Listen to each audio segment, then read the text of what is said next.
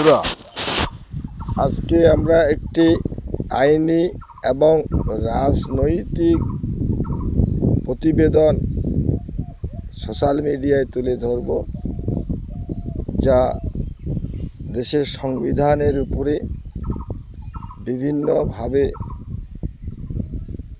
যারা আলোচনা করছে তাদের এই আলোচনার পরিপ্রেক্ষিতেই যেটা আমরা সোশ্যাল মিডিয়ায় দেখছি তার প্রতিবাদে এবং সৎ জ্ঞানের যাতে যারা চর্চা করে সেই সুবাদে আমরা আজকে প্রতিবেদনটা সোশ্যাল মিডিয়ায় দেব। বন্ধুরা,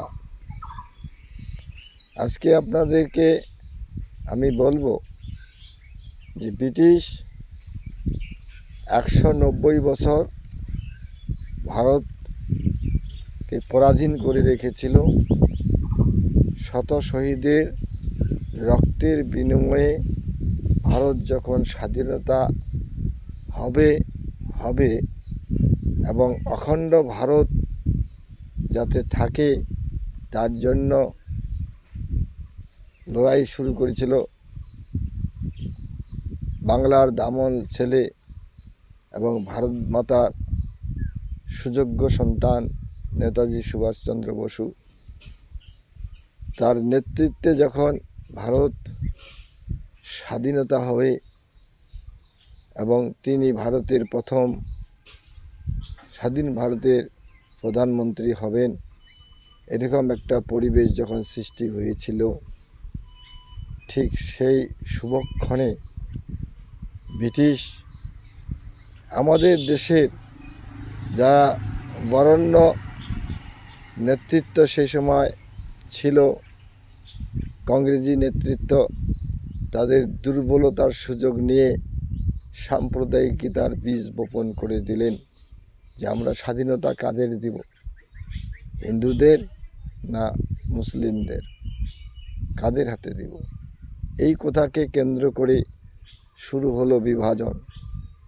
তখন হিন্দুদের হয়ে একদল, যেমন জওহরলাল নেহেরু, তার নেতৃত্বে গান্ধীজি, বাপুজি আছে, এই রকম একজন নেতা থাকা সত্ত্বেও সেদিন সঠিক সিদ্ধান্ত নিতে পারেনি। অপরদিকে মুসলিম লীগের নেতৃত্ব লিয়াকত আলী জিন্না, তারা উগ্র জাতীয়তাবাদের ফলে স্বাধীন মুসলিম রাষ্ট্র গঠনের পক্ষে যখন সওয়াল করলেন, তখন ব্রিটিশ পার্লামেন্টে ভারতকে বিভাজন করার জন্য সেই ক্রিপ মিশনের রিপোর্টের ভিত্তিতে ভারত বিভাজিত হলো।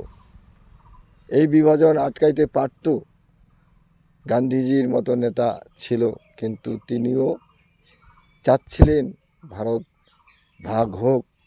ভারত ভাগ না হলে নেতাজির নেতৃত্বে অখণ্ড ভারত, শোষণমুক্ত ভারত গঠন হবে। এই যে পরিবেশটা আমি তুলে ধরলাম আপনাদের সামনে, তাহলে ভুলটা কোন জায়গায় হয়েছিল? সেদিন ভারত স্বাধীনতা হলো, ধর্মের ভিত্তিতে ভাগ হলো, স্বাধীন হিন্দু রাষ্ট্র হবে, স্বাধীন মুসলিম রাষ্ট্র হবে, এই চিন্তা নিয়েই তো ভারত বিভাজন হলো।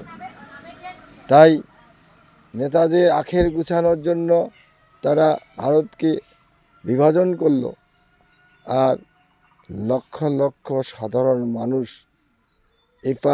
এপারে যারা হিন্দুস্থানে মুসলিম যারা, তাদেরও স্থান তো পরিবর্তন করতে হলো। আবার পাকিস্তান এবং পূর্ব পাকিস্তানে হাজারো লাখো হিন্দু মানুষকে গৃহহীন হতে হলো এবং মা বোনদের ইজ্জত হারাতে হলো। এই অবস্থায় ভারত বিভাজিত হয়ে স্বাধীন দুটি রাষ্ট্রে পরিণত হলো, হিন্দুস্তান ও পাকিস্তান। তাহলে ভারতবর্ষের সংবিধান একটা তৈরি হবে দেশ চালানোর জন্য, পাকিস্তানের একটা সংবিধান তৈরি হবে দেশ চালানোর জন্য। পাকিস্তান কিন্তু দেশ চালানোর জন্য কি তারা সংবিধান তৈরি করে এলো, কি সেখানে কিন্তু ইসলামিক কান্ট্রি তারা বানালো। অথচ ভারতের ক্ষেত্রে দেখা যাচ্ছে এখানে স্বাধীন হিন্দু রাষ্ট্র না হয়ে সেখানে কি ভারতের সংবিধানে তারা উদারনীতিক মনোভাব দেখিয়ে সেদিন নেতারা কি করলো, সেকুলার শব্দটি ভারতবর্ষের সংবিধানে বসালো। বসিয়ে ভারত সেকুলারিজমের চর্চা করছে এবং ভারত সংবিধান আজকে ৭৮-৭৯ বছর ধরে পরিচালিত হচ্ছে ভারতবর্ষের জনগণ সেই সংবিধান মোতাবেক। তাহলে সেখানে সেকুলার শব্দটা, আমার প্রশ্ন হলো, যেখানে ধর্মের ভিত্তিতে দেশ ভাগ হলো, তাহলে সেকুলার কথাটা কেন ভারতবর্ষের সংবিধানে এলো এবং কারা নিয়ে আসলো? আজকে সাংবাদিক আর বাংলার যে মুখ্য এডিটর ময়ূর রঞ্জনের বিরুদ্ধে আমাদের কলকাতা হাইকোর্টে মামলা দায়ের হলো। কিসের ভিত্তিতে? তিনি বলছিলেন সেকুলার শব্দটি বাদ দিয়ে যারা সেকুলারিজমের চর্চা করে তাদেরকে ভারত থেকে বেরিয়ে যেতে বলছেন। তার অপরাধটা কোন জায়গায়?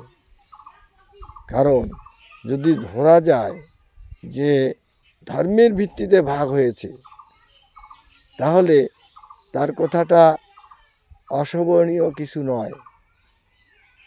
কিন্তু এখানে আমি বলবো, ময়ূররঞ্জন ওনাকে বলবো যে আপনারও একটু ভুল হলো।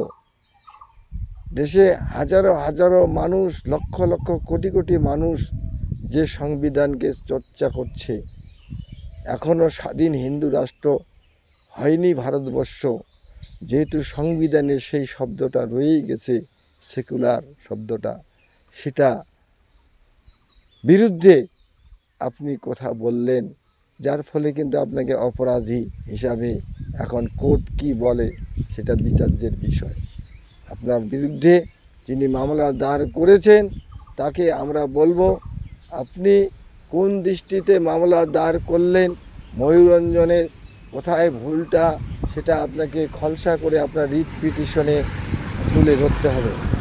নইলে পাল্টা আরেকটা রিট পিটিশন দায়ের হবে আপনার বিরুদ্ধে।